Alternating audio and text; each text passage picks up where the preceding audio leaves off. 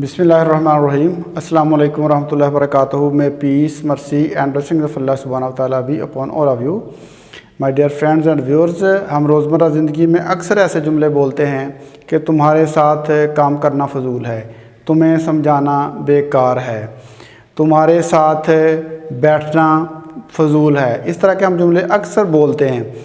आज हम इन जुमलों का स्ट्रक्चर देखते हैं और देखते हैं कि इन जुमलों को किस तरीके से बनाया जा सकता है। तो स्ट्रक्चर भी देखेंगे और इन जुमलों को बनाएंगे भी।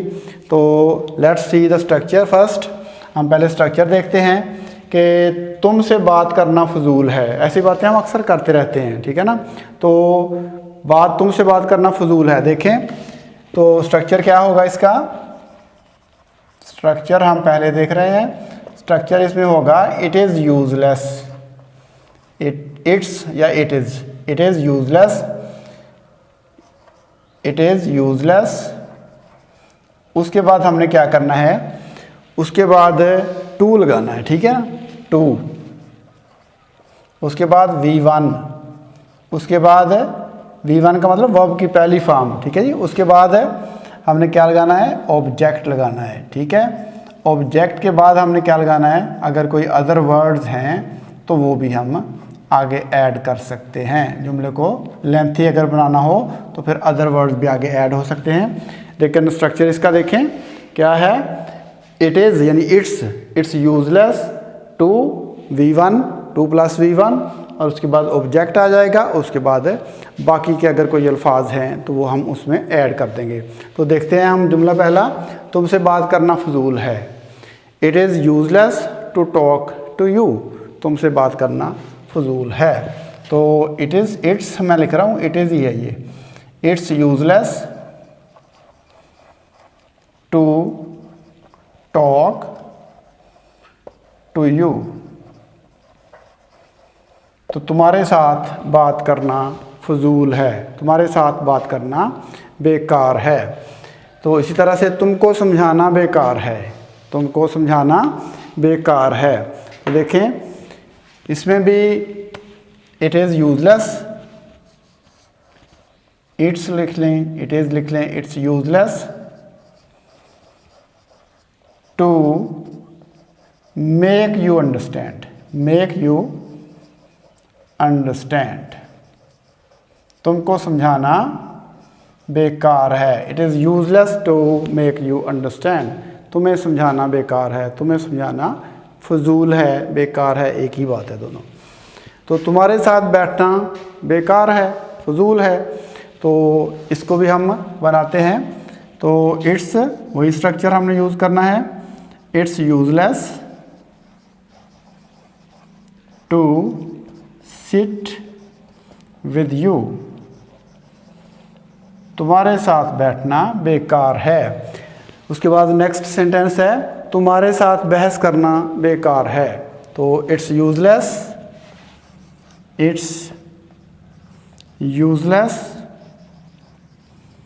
To argue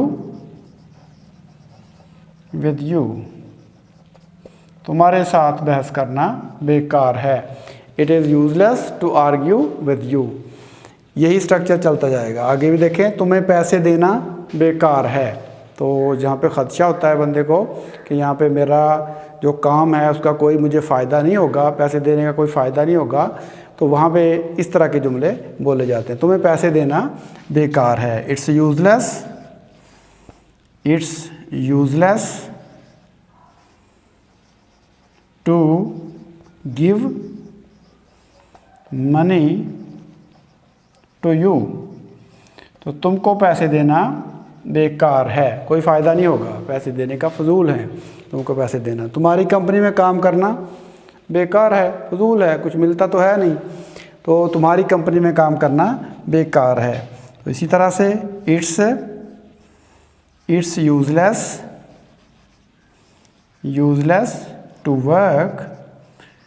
work in your company.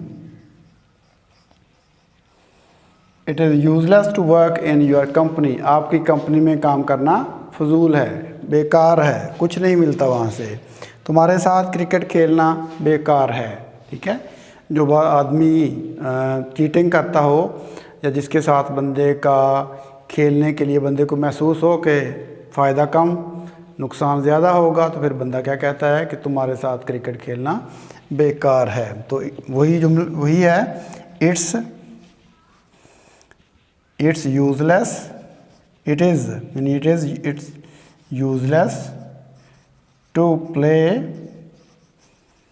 Cricket with you, तुम्हारे साथ क्रिकेट खेलना बेकार है। तुम्हारे साथ कारोबार करना फजूल है, बेकार है। कारोबार करने से भी कुछ नहीं, बंदे को पता चल जाए कि ये बंदा डिसऑनेस्ट है, ठीक है, ऑनेस्ट नहीं है, तो फिर बंदा इसी तरह के अल्फाज बोलता है कि तुम्हारे साथ कारोबार करना बेकार है। तो it's useless, it is useless to do business with you, to do business with you। तो तुम्हारे साथ कारोबार करना क्या है, फजूल है। तुम्हारे साथ कारोबार करना कोई फ़ायदा नहीं, बेकार है। तो इस तरह के जितने भी हम जुमले बोलते हैं, इन तमाम जुमलों को हम इसी स्ट्रक्चर में ढाल कर आसानी से बना सकते हैं और रोज़मर्रा ज़िंदगी में इस्तेमाल कर सकते हैं। तो सिर्फ स्ट्रक्चर सीखने से हम ज़ुबान सीख सकते हैं, बोलना भी और लिखना भी बिल्कुल सिंपल तरीका है। तो इसका स्ट्रक्चर तो बिल्कुल आसान है। इट्स यूज़लेस, उसके बाद टू प्लस V1, उसके बाद ऑब्जेक्ट और उसके बाद other words. It is useless to try this job, इस जॉब को ट्राई करना जो है वो क्या है, फजूल है। इस तरह से हम बहुत सारे जुमले अपनी रोज़मर्रा ज़िंदगी में बोलते हैं। तो आज के लेसन में हमने ये स्ट्रक्चर सीखा है। तो उम्मीद है कि आपको इसकी समझ आई होगी। तो इस वक्त हम इस लेक्चर से आपसे इजाज़त चाहते हैं। अल्लाह हाफ़िज़, अस्सलामु अलैकुम रहमतुल्लाहि व बरकातहू।